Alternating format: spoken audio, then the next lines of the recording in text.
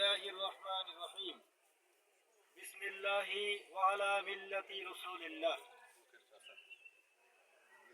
বাংলাদেশ জামাত ইসলামী সড়ক ইউনিয়নের আমির জনাব রফিকুল ইসলাম নাসির ভাইয়ের আব্বার রুহের মাগফিরাতের জন্য আমরা এখানে সমবেত হতে পেরেছি। এজন্য মহান রব্বুল আলামিনের দরবারে কালেমাতুশ শুকর আদায় করি, সকলে বলে আলহামদুলিল্লাহ। সাথে সাথে এই মরহুমের জন্য আমরা দোয়া করি যেন আল্লাহ রব্বুল আলামিন তার পার্থিব জীবনের সমস্ত গুনাহগুলো মাফ করে তাকে জান্নাতের সর্বোচ্চ মাকাম জান্নাতুল ফেরদাউস নসিব করেন, সকলে বলেন আমিন আমিন।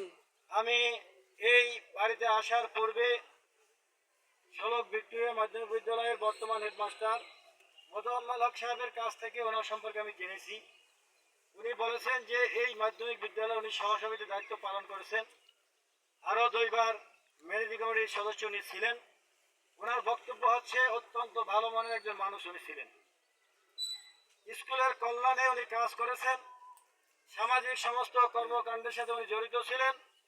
বিশেষ করে ইসলাম প্রিয় মানুষকে উনি অনেক ভালোবাসতেন, তাদের সাথে ওনার সম্পৃক্ততা ছিল, যার প্রমাণ আজকের আমরা এখানে দেখতে পেয়েছি যে প্রত্যেকটা মানুষ তার জন্য দোয়া করতেছে। ঠিক না ঠিক বলেন? একজন মানুষ যখন দুনিয়া থেকে বিদায় নেয় আল্লাহ রাব্বুল আলামিন কিছু ফেরেশতা প্রেরণ করেন এবং তাদেরকে বলেন তোমরা খোঁজ খবর নাও যে ওই ব্যক্তি সম্পর্কে মানুষে কি মন্তব্য করে। ঠিক আজকের আমরা এখানে জানাজায় যারা শরীক হয়েছি আমরা অবশ্যই জানতে পেরেছি একজন ভালো মানুষের জানাজায় আমরা শরীক হতে পেরেছি এবং ফেরেশতারা আমাদের এই মুখ থেকে যে কথাগুলো আমরা বলবো সেই কথাগুলা আল্লাহ রাব্বুল আলামিনের কাছে পৌঁছে দেবেন। সুতরাং এই পৃথিবীতে যদি একজন মানুষ ভালো কাজ করে এখান থেকে যে সাক্ষীটা পাবে সে সাক্ষী অনুযায়ী আল্লাহ রাব্বুল আলামিন ওনাকে জান্নাতের ব্যবস্থা করে দেবেন। বলেন সুবহানাল্লাহ। সুবহানাল্লাহ। হাজিরিন, আমি কোরআন কারীমের ছোট্ট একটি আয়াত তেলাওয়াত করেছি। এই মাইয়াতকে যখন কবরে রাখা হবে আমরা সকলেই কি এই দোয়াটা পড়ব, বিসমিল্লাহি ওয়া আলা মিল্লাতি রাসূলিল্লাহ। আমরা এই মাইয়াতকে আল্লাহর নামে এবং রাসূলের দলে আমরা রেখে যাচ্ছি। ঠিক না ঠিক বলেন? ঠিক।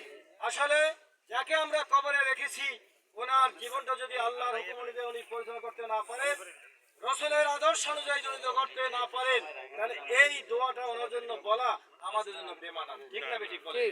সুতরাং আমরা যারা এই পৃথিবীতে এখন জীবিত রয়েছি এই মাইয়াত থেকে এই জানাজা থেকে আমাদের সকলের শিক্ষা নেওয়া দরকার যে আমাকে যে দোয়াটা পরে কবরে রাখবে আমার জীবদ্দশা যেন এই দোয়ার সাথে আমার সম্পৃক্ত থাকে, অর্থাৎ আল্লাহ